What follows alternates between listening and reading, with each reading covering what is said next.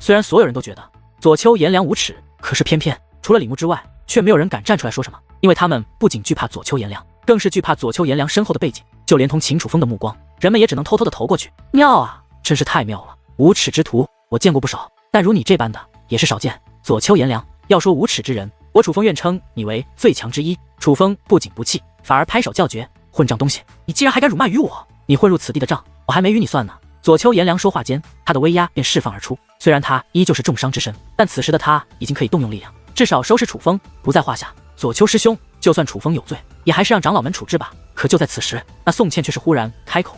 他虽站在左丘颜良这边，可也察觉楚风是个人才，不想楚风就这样死在这里。宋师妹，你放心，我不会杀了他，但是今日我必须给他一些教训。左丘颜良说道。等一下，先别急着出手。楚风赶忙说道。而见楚风开口劝阻，左丘颜良则是得意一笑。楚风，你若是现在知错，承认你刚刚控制誉王乃是投机取巧，坐享其成，我倒是可以帮你向长老们求情，对于你偷偷混入此处之事从轻发落。当然，你若是冥顽不灵，不知悔改，不用等长老们处置你，我左丘颜良现在就可以给你一些教训。左丘颜良对楚风说道。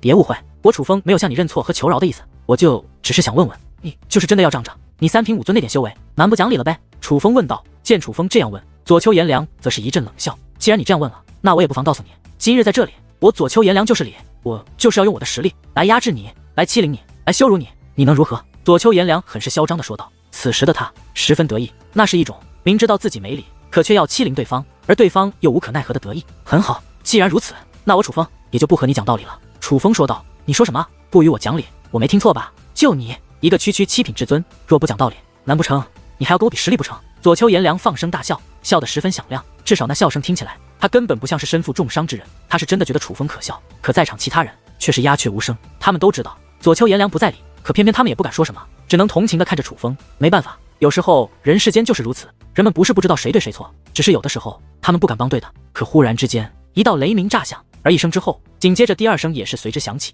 刹那间，恐怖的雷鸣连绵不绝，震颤天地，而伴随雷霆的涌现，恐怖的黑色飓风以及黑色风暴再度涌现。刹那间，这方天地再度被恐怖的黑色飓风封锁，并且此时的气息比先前恐怖数倍不止。伴随黑色飓风而来，一股极为可怕的气息更是自风暴中心释放而出。那是什么？感受到那股气息后，所有人都是面如死灰，无法自控的开始瑟瑟发抖，因为那是一种来自灵魂深处的压迫，一种不妙之感更是油然而生。果不其然，伴随一声怒吼响彻，黑色风暴被撕裂，一个庞然大物从中走了出来。此物浑身漆黑，周身由雷霆包裹，身躯更是高达10万米。它移动起来就像是一座通天的山峰，学会了走动一般，而它之长相更是凶神恶煞，恐怖至极。浑身上下不仅雷霆闪烁，肌肤更是宛如由岩石制造而成，坚不可摧，皮肤缝隙之内有火红之色滚动，宛如岩浆在流淌。而最可怕的就是他那一双血红色的眼眸，宛如2轮明日挂在虚空之上，可这2轮明日却是代表着死亡，那个模样根本不是凡间之物，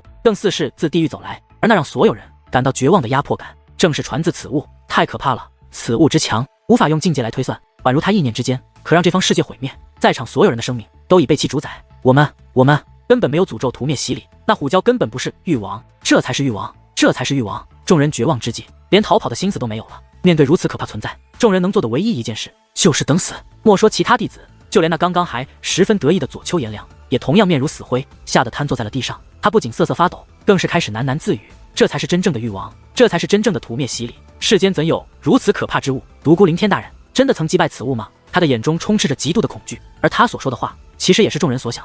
如此可怕之物，真的有人能够将他击败吗？就在众人恐惧之际，那誉王再度发出一声响彻天地的怒吼，怒吼响彻，人们只感觉自己的耳朵都快撕裂，身体都快爆炸。哪怕他们修为如此之强，早非人类之躯，却也难以抵挡这声怒吼的威势。死定了，绝对死定了，这是所有人心中所想。因此许多人都闭上了眼睛，做好了面对死亡的准备。可是下一刻，他们发现他们还好好的，于是他们再度睁开双眼，看向誉王。这一看不要紧，所有人都是目光大变。人们发现誉王那高达10万米的巨大身躯竟然跪在了地上，而他所跪的方向有一个极为渺小的身躯，那身躯之渺小，若与誉王相比，简直连尘埃都谈不上。可正是那渺小的身影让人们感到震惊，因为那誉王所跪之人，人们都是认识，那位乃是楚风。正在人们不解之际，楚风则是身形一跃，直接跳在了那誉王的头顶之上。随后誉王便再度站起身来，起身之后，那主宰万物的气息再度恢复。此一时，如果说誉王是这方天地的王者，那更不如说楚风才是这方天地的王者。因为誉王再强再可怕，可他却像是坐骑一般，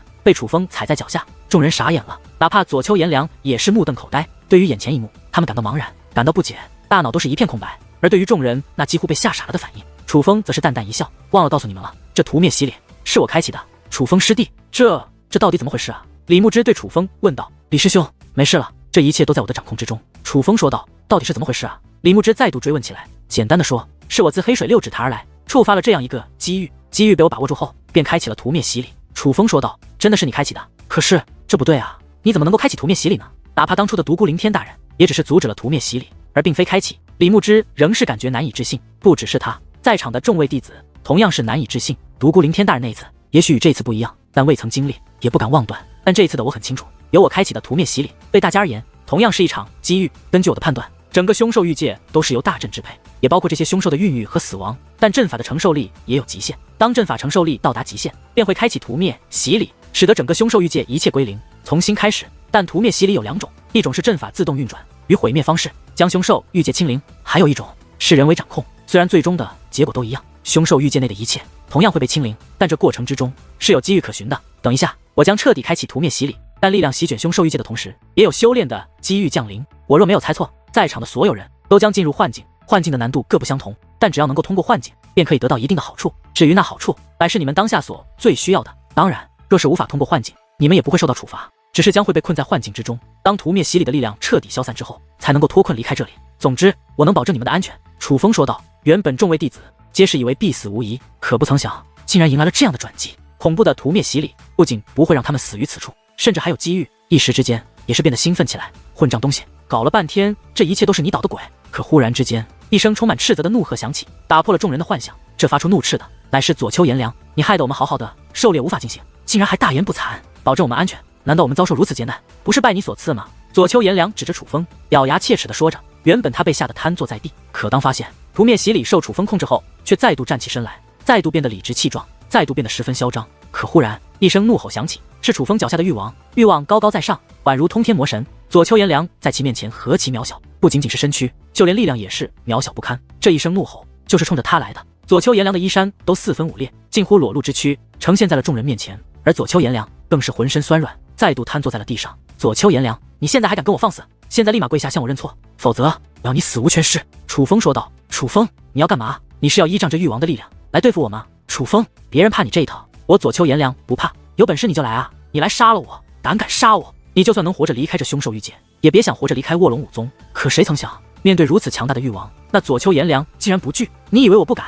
楚风此话一出，那玉王便猛然抬腿，巨大的脚掌，脚掌之大宛如乌云遮天，只是阴影都遮盖了大片土地。楚风师弟，都是同门，你何必难为左丘师兄？见状，宋茜开口了，他是想为左丘颜良同情。宋师姐，你也知道我们都是同门，既已皆是同门，为何刚刚那左丘颜良要对付我的时候，你不劝解？依我看，在你眼中，只有那左丘颜良是同门，而我楚风不过是个外人吧？楚风一阵冷笑，楚风师弟，你怎能如此曲解于我？宋茜自然不会承认他的不公，还想辩解，可楚风却对他失去耐心，全都给我闪开，不然就给这左丘颜良陪葬。话罢，那玉王巨大的脚掌便开始移动，虽然速度缓慢，可是强大的风压已是提前落下，顿时狂风肆虐，尘土飞扬，大地硬生生的被吹出了一个巨坑。见状，众位弟子赶忙退散，哪怕那宋茜也是不敢停留，只留下左丘颜良一个人瘫坐在原地。不是左丘颜良不想逃，而是此时的他已被玉王的力量所封锁，根本无法动弹。住手！快住手！眼见着玉王的脚掌就要落下，左丘颜良终于开口。开口之后，左丘颜良更是失声痛哭，只是一瞬间，不仅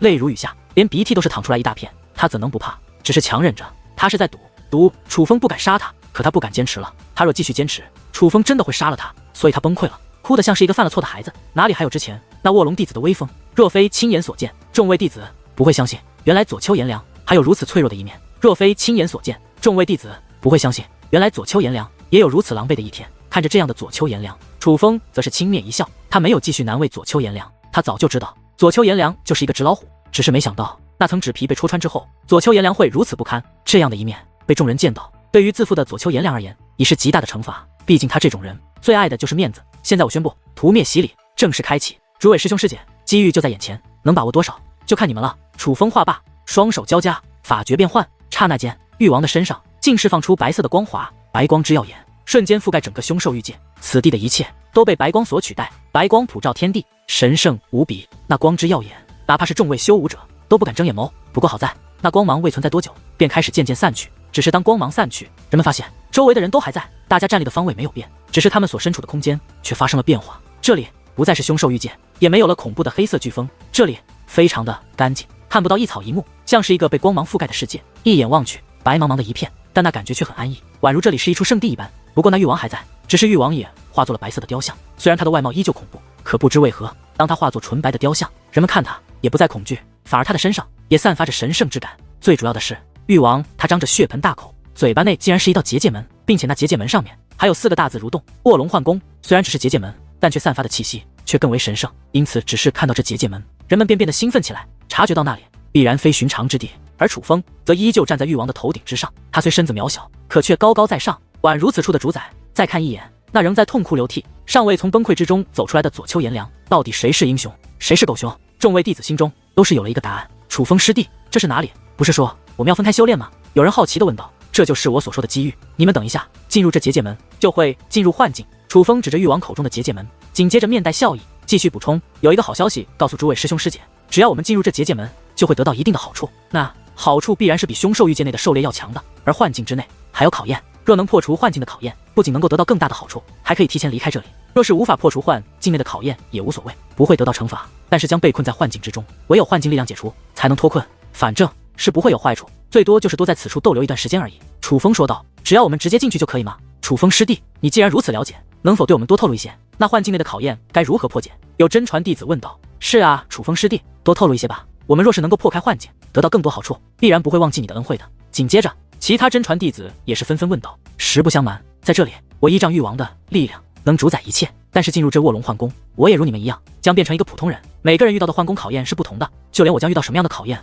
我都不清楚。所以诸位师兄师姐，不是我不帮你们，而是我也不知道这卧龙幻宫内会是怎样的考验等待我们。但我可以确定的是，这是开宗祖师留下的手笔，无论成功与否，我们能够进入这样的地方历练，便已是一件荣耀之事。因为我们很可能是卧龙武宗开宗以来第一批进入这卧龙幻宫修炼之人。楚风说道。第一批吗？好像在此之前的确是从未听闻过卧龙幻宫这个地方，那我们也太厉害了吧。楚风师弟，这还要多亏你啊。虽然楚风没有为他们提供任何帮助，可是得知他们将是卧龙武宗开宗以来第一批进入这个地方之人，他们也是变得异常兴奋，甚至对楚风发自内心的感激。荣耀，这的确是一种荣耀，这将是他们日后可以对人吹嘘的资本。谢就不必了，都是同门，只是诸位师兄师姐，有一件事，我楚风倒是要请你们帮忙。楚风说道。楚风师弟，有什么事情你直说便是。有人说道。见状，楚风则是大袖一挥，刹那间那誉王的雕像光芒闪烁，随后便有一颗颗光芒体自誉王雕像掠出，快速的飘向众人。还不待众人看清那光芒体为何物，光芒体便进入众人心脏部位，与他们融为一体。不过值得一提的是，李牧之以及马月月赵师等人与楚风关系较好的人，并没有获得这样的光芒体。楚风师弟，这是什么？宋茜率先问道。虽然肉眼看到光芒入体，可他却感应不到那光芒体的存在，但敏锐的嗅觉让他意识到这光芒体可能并非善类。宋师姐，今日的事情你们都是见证人，我通过屠灭洗礼将这卧龙幻宫开启，也算是帮了诸位师兄师姐一次。我楚风没别的要求，也不需报答，只希望离开此处之后，关于今日之事，诸位师兄师姐能够如实去说便好，莫要让我楚风被人诬陷。其实功劳什么的我倒无所谓，只是不想做了好事却背上骂名。楚风说话之时特意看了一眼左丘颜良，所有人都明白楚风的意思。楚风是害怕离开此处后，左丘颜良颠倒是非，抹黑楚风，从而报复楚风。但只要众人如实相告，哪怕长老们也能判断出谁对谁错。左丘颜良就算想报复楚风，也是无从下手。但楚风怕的就是这些人离开此处之后，却反过来帮左丘颜良去诬陷楚风。楚风师弟，我们并非卑鄙之人，今日之事我们必会如实去说，不会添油加醋，也不会胡编造谣。可我想问的是，刚刚那进入我们体内的光芒体到底是为何物？宋茜再度问道。宋师姐，正所谓知人知面不知心，我不是不相信你们，只是我楚风做事喜欢有一个保障。楚风说道。你到底是何意思？不妨直说。宋茜语气变得有些不善。其实很简单，我借助誉王的力量，在你们体内留下了一部分誉王的力量，哪怕离开此处后，我将失去誉王的力量，可在你们体内埋下的力量，也足够索取你们的性命。你们若能如实去诉说今日之事，那便你好我好，皆大欢喜。可倘有人鬼迷心窍，去胡编乱造，我不管他是威逼利诱还是有何理由，只要胆敢诬陷我楚风，将莫须有的罪名扣在我的头上，我保证要他死无全尸。楚风说道。楚风，你混账，你竟敢用这种手段威胁我！宋茜暴怒。其他弟子虽然没说什么，可脸色也是变得阴晴不定。虽然楚风有楚风的理由，可是被人以性命威胁，谁都不喜欢这种感觉。宋师姐，你激动什么？我已经说了，只要你们如实去诉说今日之事，我楚风绝不为难。难道？话到此处，楚风双眼微眯，带有笑意的眼眸之中却闪过一抹阴冷。宋师姐，你是想要害我？宋茜感受到了楚风眼中的杀意，于是赶忙说道。楚风师弟，我没有那个意思，只是，可宋茜话还未说完，楚风便抢先说道：“没有那个意思就最好，但你若有，别看你是个女子，但我也绝对不会放过你。”话罢，楚风看向了李牧之等人：“李师兄，你们先进去吧。”楚风没有率先进去，就是害怕他进去之后，李牧之等人遭到左丘颜良的算计，而李牧之等人也是心领神会，纷纷踏入了那结界门之中。这机会已经给你们了，若是有人不相信我楚风，觉得我是在害他们，大可以不进入，留在这里即可。当然，留在这里什么好处都得不到，也要待阵法力量彻底消散才能离开。楚风此话说完，便身形一转，直接踏入了那结界门之中。见状，其他人也是跃跃欲试，准备进入结界门之内。他们并不想错过这次机会，全部给我站住！可就在此时，一声怒吼忽然炸响，伴随那声怒吼炸响，所有弟子都是吓得身躯一颤，因为那是左丘颜良的声音。人们看向左丘颜良，发现他的脸上还带有泪水，但是脸色却已有了极大的转变。人们恍然意识到，刚刚左丘颜良那崩溃的情绪很有可能是装的，但这已不是重点，重点是此时左丘颜良态度不善。人们不知道左丘颜良到底有何用意。你们放心，我不会阻止你们进入这卧龙幻宫，这的确是一次机会，白给的机会，莫说不会让你们错过，我左丘颜良也不会错过。我在这里只是想提醒你们一件事，你们问问自己，这卧龙武宗到底是谁说的算？若是觉得这楚风不能一直护着你们的话，那出去之后就按照我的话来说。随后左丘颜良便说了一些事情，当然他所说的事情都是他胡编乱造的，是恶意抹黑楚风，将所有罪责都怪在楚风身上的。人们恍然间意识到，楚风之前将那光芒打入他们体内，是真的有先见之明。左丘颜良这种无耻之人，当真开始逼迫他们说假话，可是他们却也开始为难。首先左丘颜良他们不敢得罪，另一边他们的性命又被楚风捏在了手中，他们真是进退两难。宋师妹，把这个给在座的师弟师妹服下。左丘颜良取出一个黑色的瓶子，递给了宋茜。宋茜打开瓶子，顿时一股黑色气焰冲出，而瓶子一转，流出来的却是一颗颗无色无味的丹药。只是看到那丹药，众位弟子脸色都变了，这乃是毒药，是一种能够延期发作的毒药。吞服这毒药，除了在规定的时间内服下解药之外，那便只有死路一条。楚风已经给他们体内留下了欲王的力量，掌握了他们的生死。现在左丘颜良竟然也要喂食他们毒药，那他们岂不是左右都是死？左丘师兄，楚风师弟也不是坏人，你们其实没必要这样。眼见着情况不妙，一位女子哭着开口了，她是不想吞服毒药，所以才想劝解左丘颜良。可谁曾想，左丘颜良抬手一掌，砰的一声闷响之下，那名女弟子竟被轰成了粉碎。这一幕将所有弟子都是吓得身躯一颤，就连宋茜也是眉头紧皱。该怎么选？你们还不清楚吗？左丘颜良凝声问道。而宋茜也是赶忙动身，将那丹药分发到了在场所有弟子的手中。那些弟子虽然很是纠结，但是看到左丘颜良那杀机四溢的眼神，也是不敢犹豫，纷纷将那毒药吞服而下。这就对了，记住，洛师妹的死是因楚风。左丘颜良所说的洛师妹，就是他刚刚所杀死的那位。另外，你们也不要惧怕，那刚刚进入体内的光芒体，那光芒体明显是就是吓人的。我们都是修武者，若真有威胁生命的物体进入体内，岂会察觉不到？而那光芒体的威胁，你们能察觉得到吗？况且他的力量是在这里获得的，离开这里怎么可能还继续掌控那力量？你们好歹也都懂得结界之术，基本的常识不能忘。不过楚风那入体的威胁虽是假的，但我左丘颜良的药可绝对是真的。但是你们放心，只要你们按照我告诉你们的话去说，我不仅会给你们解药，还会给你们赏赐。左丘颜良此话说完，便身形一纵，便一跃而起，来到了那卧龙幻宫的结界门之前。只是到结界门前后，左丘颜良却忽然止步，回头看向宋茜：“宋师妹，丹药还我。”左丘颜良说道。宋茜不敢怠慢，赶忙一跃而起，来到左丘颜良身旁，将装有丹药的瓶子递给了左丘颜良。左丘颜良收好瓶子，但手中却留有一颗丹药。宋师妹，你做事真是粗心大意，师弟师妹都分了，自己怎么不分？左丘颜良将丹药递向了宋茜。左丘师兄，难道你连我也不信？宋茜面露慌张，这样的毒药，旁人不想吃，他自然也不想吃。宋师妹，我怎么会不相信你？只是有一句话，我倒是挺认同，那楚风做事需要有所保障。左丘颜良说道。我不吃，你若不相信我，那你就杀了我。宋茜转身便要离开。宋师妹，你别生气，我怎么舍得杀你？左丘颜良笑着说道。可下一刻，他便一把抓住宋茜，随后捏开了她的嘴巴，将那丹药直接丢到了宋茜的口中。嗨嗨！宋茜气得咬牙切齿，可左丘颜良却根本不在乎宋茜有多愤怒，反而露出恶心的笑容。你只要听话，我会把解药给你的，不仅是你，在场的所有人都会安然。话罢，左丘颜良便进入了那卧龙幻宫之内。宋师姐，我们该怎么办啊？众位弟子纷纷向宋茜询问起来。此时的他们都不知道当如何是好了，甚至没有心情修炼，因为不管得到怎样的好处，似乎等待他们的都是一死。赌楚风是在骗我们，赌他的力量不会杀了我们，这是唯一能活下去的机会了。因为楚风那力量可能是假的，但左丘颜良的毒药却绝对是真的。宋茜虽然很恨左丘颜良，但她却觉得想活下去，却只能站在左丘颜良这一边。楚风从黑水六指潭进入凶兽域界，不仅还引发了传说中的屠灭洗礼，更是开启了连卧龙武宗之人都从未见过也从未听过的卧龙幻宫。在楚风的带领下，李牧之等选择与屠灭洗礼抗争之人皆是获得了可进入卧龙幻宫修炼的机会。不过那些没有前去阻止、屠灭洗礼的人，哪怕仍身处于凶兽域界之内，但是对于凶兽域界内后面发生的事也是不清楚的。他们只是莫名其妙的发现，被黑色飓风吞噬的凶兽域界化作了白茫茫一片的神圣之地。对于这种变化，他们十分不解，甚至还有人怀疑他们已经死了，进入了传说中的地狱。当然，若是有胆大之人向凶兽域界的中心区域寻去，也是能够看到域王化作的雕像，也能够看到卧龙幻宫的入口，只是他们无法进去，因为他们没有资格。这不是楚风所为，而是凶兽域界内原本就有的规则，是开宗祖师的所设。时间流逝，凶兽域界已经到了狩猎结束的时候，可是那封闭的结界门却并未打开。不仅如此，往年凶兽域界狩猎，总会有弟子遇到难以应对的凶兽，通过传送符传送回来。可是这一次，近一个弟子都没有逃出来，这样不正常的情况也是引起了卧龙武宗的注意。而与此同时，另外一处由开宗祖师布置的修炼之地黑水六指潭也是到了将要结束的时间。众位弟子已是从黑水潭内爬出来，不仅清洗干净，也是脱下了初炼道袍，纷纷准备离开。只是从众位弟子的表情来看，却是有人高兴，有人忧。高兴之人自然是淬炼顺利，如今已是能够感受到这卧龙武宗极强天地能量之人，日后修炼之路一片光明。不过不高兴的人可不仅仅是淬炼失败的人，比如兔圆圆，他已淬炼成功，之所以沮丧，乃是因为楚风之死。众位弟子无论淬炼成功与否，都会感谢此处的护法大人，但兔圆圆却并没有。他也知道以他卑微的身份，不该得罪护法大人，可是要现在的他去讨好护法大人，他实在做不到，因为他已断定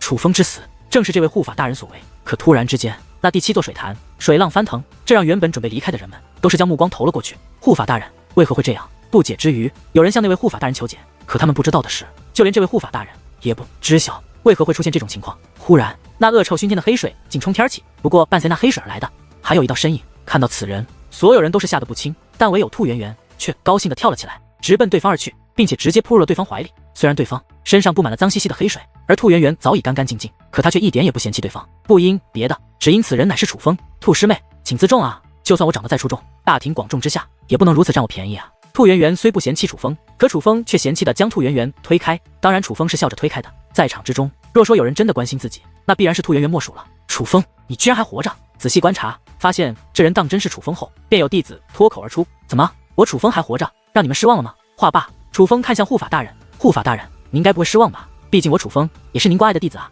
楚风这话是在讽刺这位护法大人，毕竟在先前，那护法大人曾一边加害自己，一边说着为楚风着想的话，卑鄙至极，无耻至极。楚风能活着回来便是好事。你的淬炼道袍呢？淬炼结束，应当将淬炼道袍上交。护法大人说道。护法大人，不是弟子不交，而是弟子的淬炼道袍找不到了。楚风说道。找不到了？那道袍就在你身上，你怎会找不到？护法大人问道。护法大人，这真不怪弟子，弟子所经历的事情实在凶险，能保住性命已是不错，真是顾不得道袍了。楚风说道。楚风师兄，你都经历了什么呀？楚风话音刚落，兔圆圆赶忙追问起来。从他的眼神可以看出，他并非好奇，而是关心。说了你们可能不信，我进入了凶兽域界。楚风说道。凶兽域界，听到这4个字，众人已是露出了难以置信的表情。就当人们还在分析这种可能性是否存在的时候，楚风却再度开口：进入凶兽域界后，我便开启了屠灭洗礼。不曾想，屠灭洗礼暗藏机缘，我又开启了卧龙幻宫。进入卧龙幻宫，也要接受考验。总之，险象环生，好在一切都过去了，所以诸位不用担心我。楚风笑嘻嘻地说道。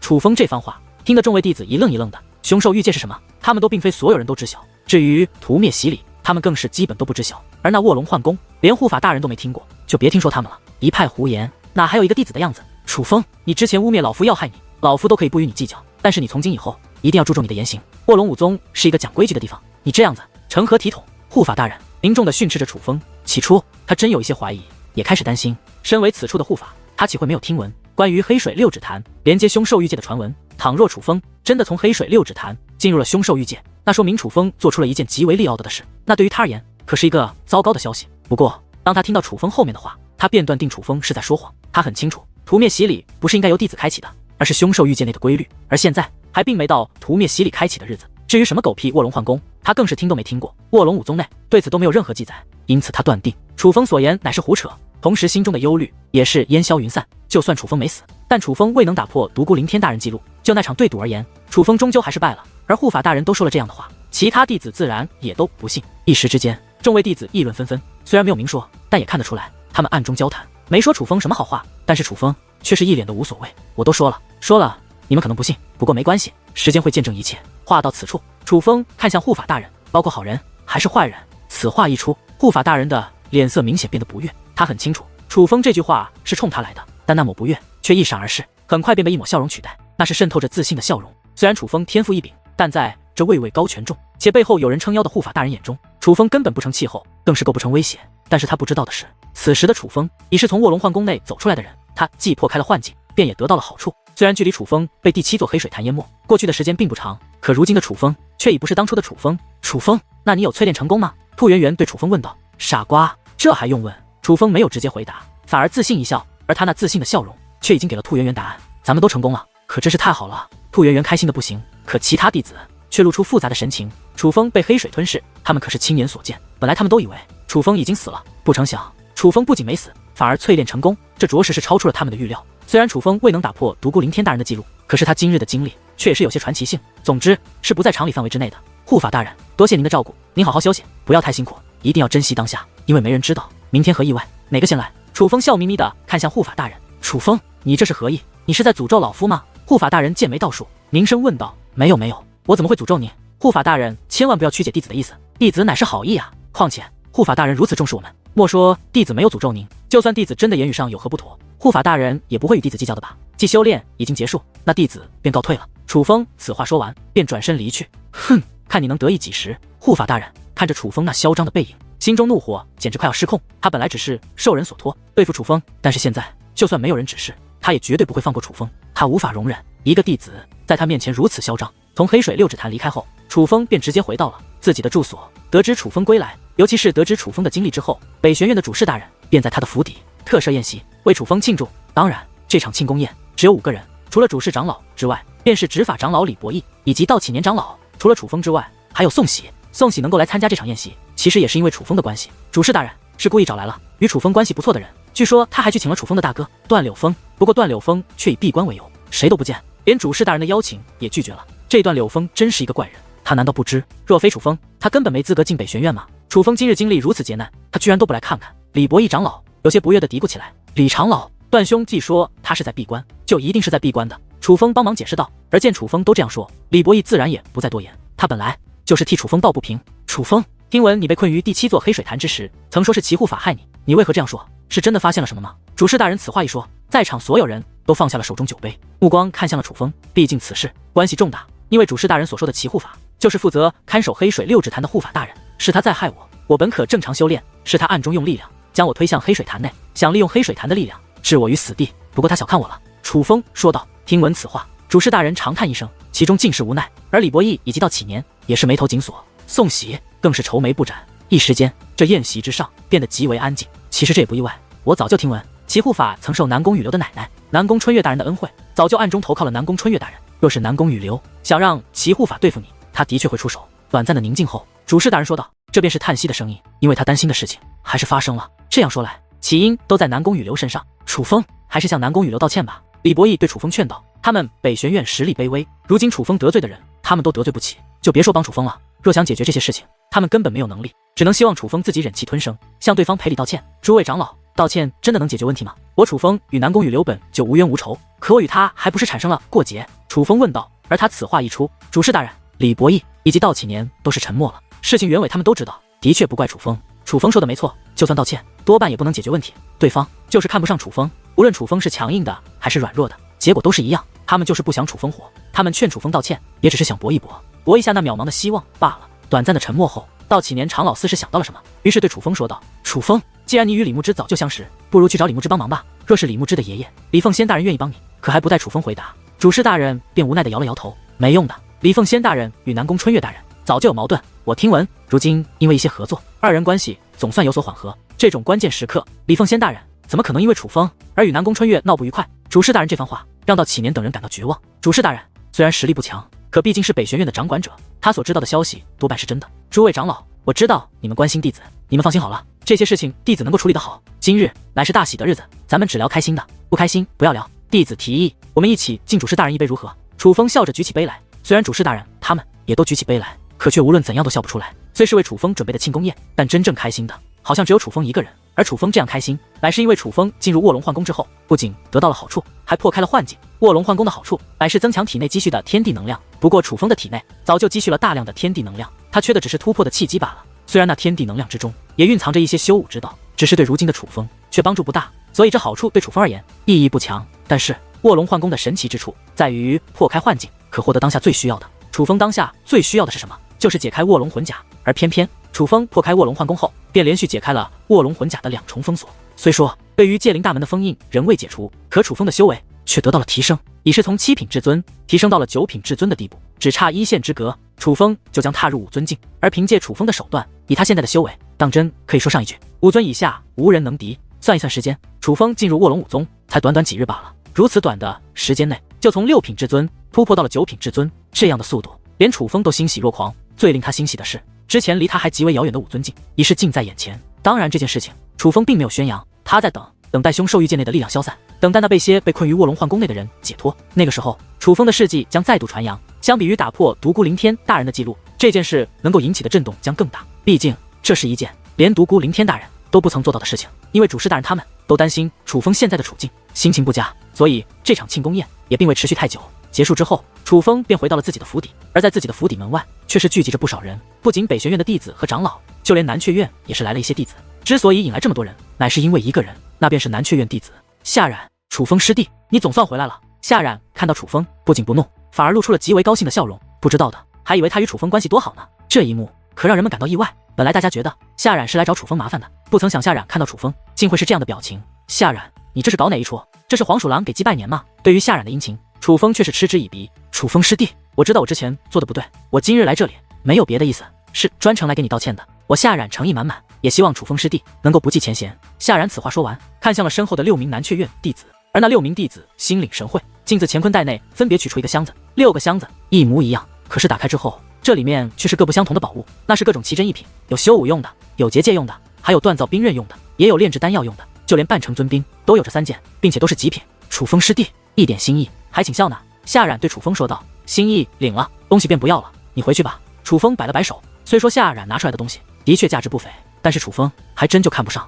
楚风师弟，请等一下，我还有一件事想与你说，能否进去一谈？夏冉说道：“什么事？在这里说就行。”楚风说道：“楚风师弟，还是进去说吧，这里不太方便。”夏冉说道：“哦，行吧，等我一下。”楚风先是自己走进府邸，但很快又打开店门：“进来吧。”楚风挥了挥手，示意夏冉等人进来。见状，夏冉也不客气，与那随他同来的6位南阙院弟子一同走进了楚风的府邸之中。只是没过多久，楚风府邸的店门便砰的一声打开，紧接着6名南阙院弟子惊慌失措地跑出来了，一边往出跑，还一边开口大喊：“男人啊，救命啊！快去请长老大人！”楚风疯了，他竟要杀夏冉师兄。见状，围观的长老与弟子都赶忙向内观望，而这一看不要紧，他们发现夏冉果然极为虚弱地躺在地上，大量的鲜血不仅自其口中喷出，就连耳鼻之中也同样有大量鲜血溢出。夏冉的确身负重创，而最诡异的是，看着这样的夏冉，楚风不仅没有丝毫慌乱，反而在放声大笑：“夏冉，我就知道你是黄鼠狼给鸡拜年，没安好心，果然不出我所料，你的确是来者不善。不过有一点是我没想到的，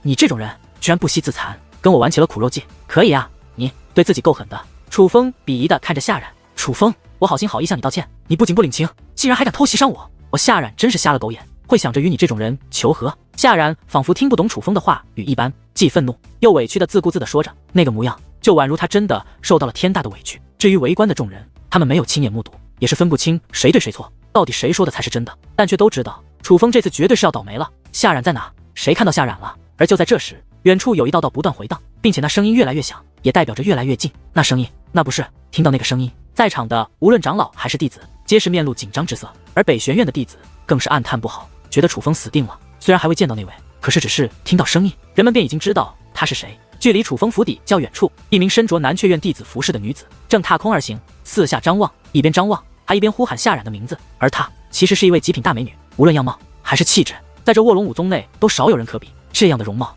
她就是一道美丽的风景线。但相比于她的美貌，她的名字更是大名鼎鼎。她不仅是卧龙长老夏志成大人的亲孙女，她还是刑罚堂堂主的外孙女。她便是卧龙弟子名列第4位的夏言，也是夏冉所依仗之人。完了，夏言居然出关了，死定了！这下楚风死定了，他一定是替夏冉出头来对付楚风的。看到夏言之人，都觉得楚风在劫难逃。夏言对夏冉的溺爱，整个卧龙5宗几乎无人不知，无人不晓。于是有人忧心忡忡，也有人幸灾乐祸。可无论是何情绪，都是因为楚风将死。姐姐，你要为我做主啊！忽然，一道身影穿过人群，直奔远处的夏言而去。来到夏言面前，更是直接抱住了夏言的玉腿，哭诉起来。若是换做别人这样做，早被夏言一脚踢得4分5裂。但是此人这样做，夏言却并没有生气，其他人也觉得很是正常，因为此人正是得到夏言溺爱的干弟弟夏冉。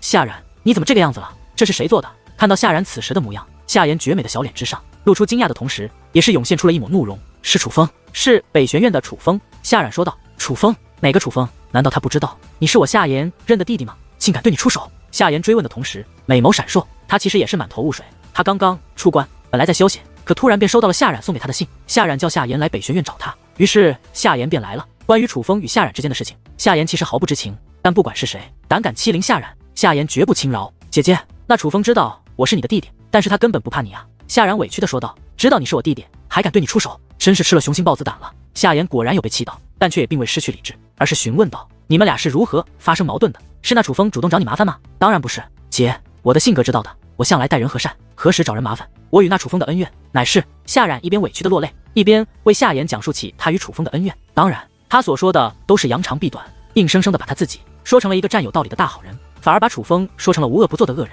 他的这番说辞说出来之后，那围观之人都纷纷露出震惊之容，若非亲耳听见，他们都不敢相信这夏冉会如此不要脸，竟能这样颠倒黑白，搬弄是非。毕竟他们知道事实和真相并非如此啊，可是他们也不敢说什么，只能任由这夏冉搬弄是非，因为他们害怕。混账！北玄院竟容得下如此恶人，他在哪？把他给我带过来！夏言不知真相，还以为夏冉说的都是真的，得知夏冉被欺凌得如此之惨，也是气得咬牙切齿，那美眸之中隐隐间竟有杀意涌动。而看到夏言如此，夏冉虽然表面委屈，可心里则是乐开了花。这一切都在他预料之中，这一切都是他设计好的。他是得知夏言已经出关，故意让人将早就准备好的信交给夏言，而他自己则是跑到这里来陷害楚风。看到夏言此时的样子，他知道楚风绝对活不过今日，所以他得一急了。毕竟楚风能有今日，都是他一手设计好的。误会，这是误会啊！忽然有数道身影飞掠而来，乃是北玄院的主事大人以及诸多长老们。他们得知夏冉到来，便觉得有不好的事情发生，于是赶忙赶了过来，恰好撞见了夏冉颠倒是非这一幕。北玄院主事，你还敢露面呢？你可真是厉害，可真是让我刮目相看啊！如此作恶弟子，你北玄院竟然也能容的，难怪你北玄院在你的领导下一日不如一日。夏言看到北玄院主事大人，不仅丝毫不慌，反而盛气凌人，那个模样就像是高贵的公主在问罪大臣，姿态之高，可偏偏没有人感到意外。夏言的确有这个资本。夏言，误会，这真的是误会，事情真相并非如此。主事大人仍想极力辩解。误会，你看看我这身伤，他是误会吗？夏冉站起身来，一脸不爽的大吼起来。有夏言撑腰的他，也是变得底气十足。夏冉，你与楚风的事情本就是小事，根本不至于闹到这种地步。主事大人对其劝导。姐，你看到了吧，我都被打成这个样子了，居然还说是小事，这就是北玄院的态度。夏冉委屈的看向夏言。北玄院主事，你最好现在把那楚风交出来，不然我就叫我爷爷和外公来与你们谈。夏言说道。他此话一出，主事大人和执法长老们脸都绿了。夏言的爷爷和外公那是何等人物，连东龙院、西虎院都不敢得罪，就别说他们区北玄院了。他们早就知道夏言出关会来闹事，但却也没有想到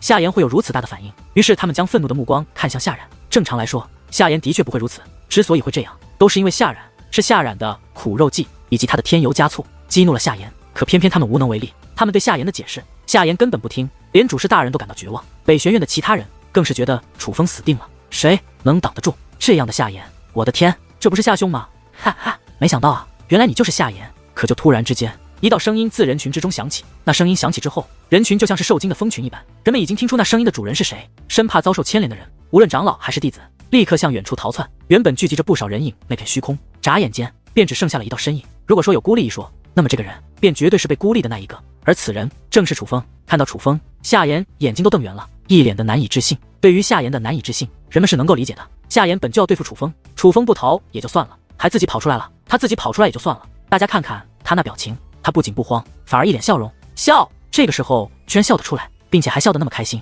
别说夏言难以置信，就连其他人都难以置信。楚风，你能不能不长点心啊？就算你真的不怕死，但是你也不能找死吧？这是此时北玄院所有长老想对楚风说的话。短暂的愣神之后，夏言便直奔楚风而去。夏言，误会，这是误会啊！你听我跟你说。见状，主事大人赶忙拦在夏言身前，抓住了夏言，不让他靠近楚风。你抓住我干什么？快放开我，给我滚！夏言暴怒，那个眼神恨不得杀掉主事大人，而这样的眼神更是将主事大人吓得不轻。楚风，你快走，这里交给我，你快点走！眼见不妙，主事大人对楚风大吼一声，他已经下定决心，北玄院出现楚风这样的弟子不容易，哪怕舍弃老命，他也要护住楚风。今日楚风他是保定了。楚风你……可是下一刻，主事大人惊住了，他惊愕地发现楚风不仅没逃，反而身形一纵，直接来到了夏言身前。你怎么这么冥顽不灵？楚风这样的举动差点把主事大人气到吐血，他拼了老命来保护楚风，楚风竟然主动送过来找死。主事大人刚想斥责楚风，刚想用力量将楚风推走，可他还没来得及开口，也没来得及出手，便愣住了。他瞠目结舌，他目瞪口呆，他满眼都是震惊的愣住了。那个表情就像是被吓到了一样。只见夏言一把将楚风抓了过去，但没有伤害楚风，反而是将楚风紧紧地抱在怀中，搂得太过用力，连自己的特殊部位都被楚风的身躯挤压得变了形，而他的脸上也没有了之前的怒意与杀气，反而喜笑颜开，哈哈大笑。夏言是个爱笑的姑娘，想看到她笑不是什么难事，可是却没有一个人看到过笑得如此灿烂、如此开心的夏言。哈哈，我的他妈的没做梦吧？真的是你啊，楚风，你怎么会来到卧龙武宗呢？难道是我爷爷吗？是我爷爷将你带过来的吗？我爷爷总算干了件漂亮的事，我就说了，你是天才啊！他把你带进卧龙武宗，那对我卧龙武宗来说，绝对是一件大好事。夏言激动地说个不停，而他的这番话也是透露出夏言曾想让他爷爷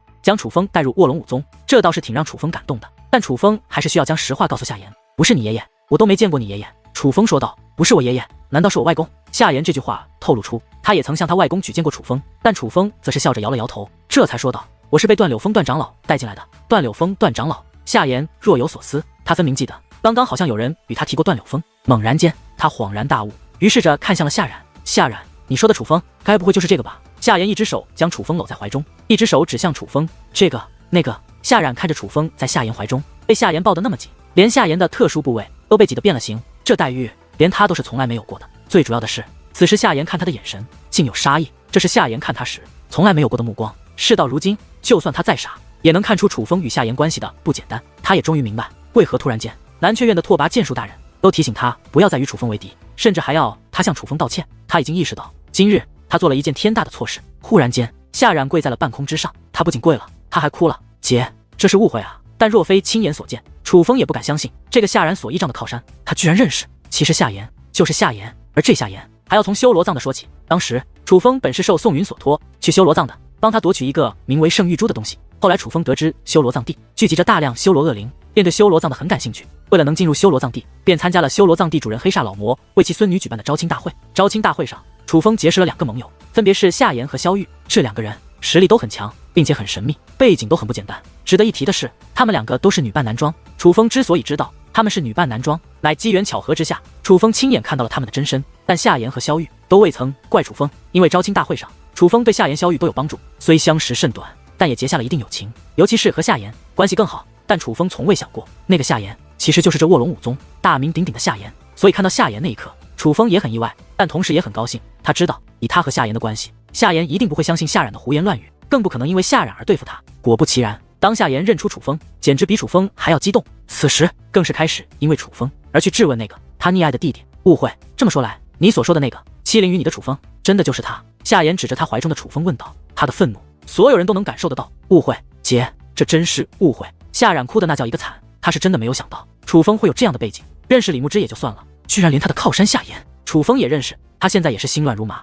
慌了，阵脚。因为好像不管怎么说，今日之事都很难收场。误会，你所说的误会便是这个吧？楚风手掌张开，竟有一道光芒球体自其手中掠出。起初光芒球体不过珍珠大小，但飞入虚空，越来越大。突然，那光芒球体快速扩大，宛如小型月亮，横在虚空之上，它之巨大，众位修武者在其面前宛如蝼蚁一般。而那光芒球体之内，则是有人影出现，有楚风，还有夏冉。除此之外，还有夏冉的几个南阙院的手下。众人恍然大悟，这是一座阵法，记录了刚刚夏冉几人进入楚风府邸后所发生的事情。刚刚发生的一幕被阵法记录，现在正在为众人重新展示。通过阵法所展示，人们可以知道，楚风根本未曾伤害夏冉，夏冉运用准备好的手段伤害了自己，直接瘫倒在地。随后他的几个手下心领神会，破门而出。接下来的一幕便是人们先前所看到，夏冉的几个手下说楚风要杀夏冉。原来楚风早就察觉夏冉要进入他的府邸没安好心，所以他率先进入府邸，布置了这座可以短时间内记录一些事情的阵法，为的就是发生不测的时候可以用来为自己作证。夏冉，这就是你说的误会吗？楚风笑眯眯地问道。可夏冉却根本不理楚风，反而看向夏言。姐，事情并非如此，你不要相信他，这是他通过阵法伪造的，并非事实。夏冉一脸委屈，他自然不会承认罪行。一番哭诉后，便委屈地看向楚风。楚风，你可真是卑鄙无耻，我是看在你认识我姐的份上，不想我姐为难，才说这是误会。我忍气吞声，不与你计较，乃是给我姐面子。可你倒好，竟如此给脸不要脸，竟反咬我一口，竟然冤枉我。夏冉眼见事情败露，开始向楚风泼脏水。看着夏冉那委屈的模样，夏言的小脸则越发严肃。冤枉？夏冉，你真以为我傻吗？别人会冤枉你，但楚风绝对不会冤枉你。夏言此话说完，看向夏冉的几个狗腿子，你们几个给我如实招待，如若不然，我要你们狗命。那几个夏冉的手下早就吓得脸色惨白，被夏言这样呵斥，更是直接双腿一软，跪在虚空之上。见状，夏冉也是将恶狠狠的目光投了过去，不仅仅是目光，他也在暗中传音进行威胁。他自然不能让这几个手下坦诚相待。面对夏冉和夏言2个人的威胁，要如何选择，其实不难。所以夏冉这几个手下全都招了。的确是夏冉只是他们冤枉楚风的，其他人还好，毕竟他们本就听命于夏冉。但夏冉怕找自己亲信，别人不信，他还特意找了2个人品不错的南阙院弟子帮他陷害楚风。这2个弟子本来不愿与夏冉同流合污，但却受到了夏冉的威胁，为了自保才不得不就范。而现在他们将夏冉威胁他们的罪行也全都说了出来。混账东西，我待你们如此之好，你们竟敢如此冤枉我！说楚风到底给了你们什么好处？被自己人背叛，夏冉无法容忍，他原形毕露，杀机四溢，进大庭广众之下就要教训那几个他的手下。可忽然一道闷响传来，原本将要出手的夏冉忽然愣住了。不仅他愣住了，其他人也是愣住了，人们都不敢相信自己所看到的。原来夏冉的丹田被洞穿了，大量的鲜血正在喷涌而出，而伴随而来的还有夏冉的修为正在快速流逝。姐，你……夏冉看向夏言，相比于旁人，他更是难以置信。只见夏言手指伸出，正指着夏冉的丹田，是夏言亲自出手，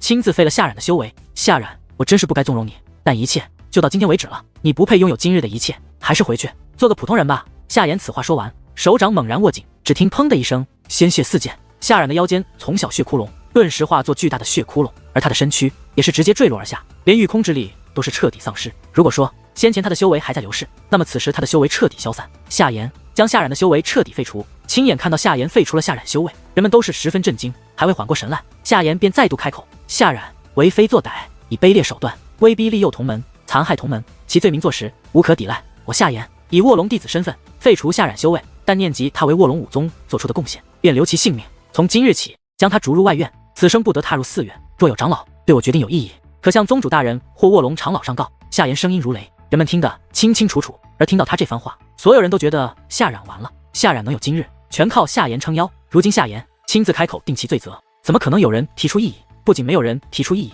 反而有很多人幸灾乐祸。你们在发什么愣？看不到我受伤了吗？还不快来帮我疗伤！再不帮我的修为就流逝光了。你们负得起这个责任吗？快呀，快来帮我呀！你们救我，快救救我！就当我求你们了，还不行吗？夏冉疯狂的求助，从一开始的嚣张跋扈，到后面的苦苦哀求，可是众人皆是冷眼旁观，没有一人上前帮忙。实际上，现在就算出手相助，也没人能够帮他。夏冉的修为已经彻底废了。姐，你快救救我！我知道错了，你不要废除我的修为啊！我不能没有修为，若修为没了，我也不愿活了。夏冉无奈之下，只能向夏言求饶。看到这样的夏冉，夏言的目光也是有些难受，他竟闭上眼睛，深吸了一口气。看到这样的夏言，人们都以为夏言是舍不得了，这也正常，毕竟夏言对夏冉如此溺爱，虽非亲弟弟，但已胜似亲弟弟，这样的感情岂能说放就放？可就在人们觉得夏言是不忍心的时候，夏言却睁开眼眸，且看向夏冉。